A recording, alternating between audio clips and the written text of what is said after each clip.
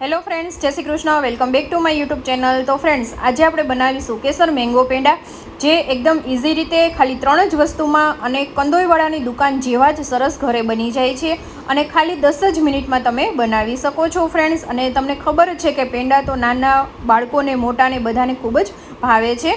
તો એકદમ સરસ રીતે આપણે બનાવીશું અને કોઈ પણ આમાં ફૂડ કલર કે એસેન્સ આપણે એડ કરવાના નથી ફ્રેન્ડ્સ. તો ચલો આજની રેસીપી આપણે જોઈએ ફ્રેન્ડ્સ. રેસીપી પસંદ આવે તો વિડીયોને લાઇક, શેર અને સબસ્ક્રાઈબ કરવાનું બિલકુલ ભૂલતા નહીં.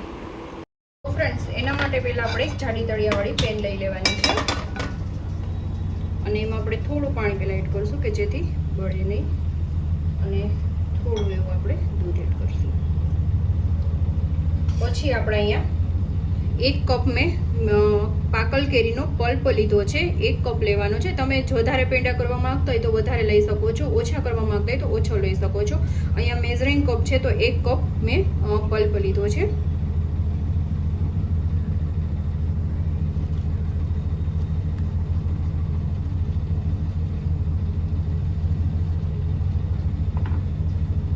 આપણે પ્રોપર રીતે મિક્સ કરી દઈશું.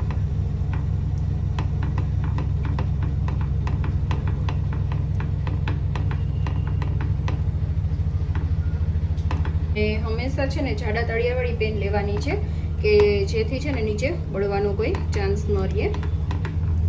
હવે આપણે આમાં જે મેં કેસર ગરમ દૂધમાં એડ કરી દીધું હતું તો એ દૂધ લઈ લઈશું આપણે.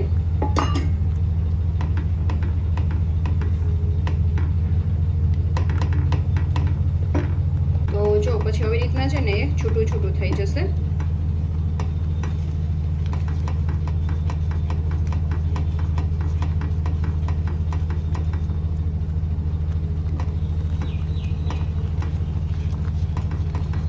પછી આપણે 5 કપ હું અહીંયા છે ને ખાંડ લઉં છું. તમારે કેરીની સ્વીટનેસ કેટલી છે એના ઉપર તમે પ્લસ માઇનસ ખાંડને પણ કરી શકો છો.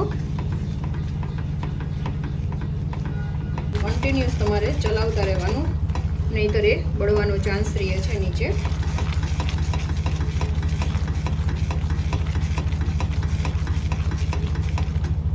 આ રીતનું થાવ આવે ને એટલે અહીંયા છે ને 1 કપ આપણે મિલ્ક પાવડર એડ કરવાનો છે. જેટલો તમે પલ્પ લીધો છે ને એટલો જ તમારે મિલ્ક પાવડર એડ કરવાનો છે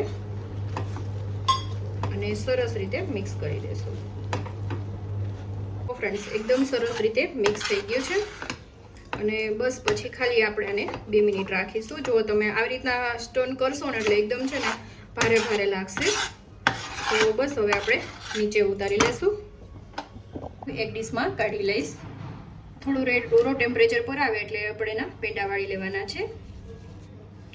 તો જો આવી રીતે કરવાનું છે. પછી તમારી પાસે કે કોઈ એમનેમ રાખવું હોય, ડિઝાઇન કરવી હોય તો આ રીતના તમે પ્રેસ કરીને ડિઝાઇન આપી શકો છો. જુઓ છે ને એકદમ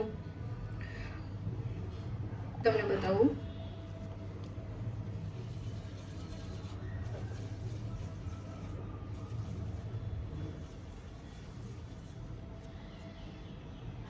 હવે અહીંયા એક આપણે પિસ્તા લેશું, એને આવી રીતે આપણે પ્રેસ કરી દઈશું. જુઓ તો છે ને એકદમ મસ્ત મજેદાર બની ગયા છે ને. જુઓ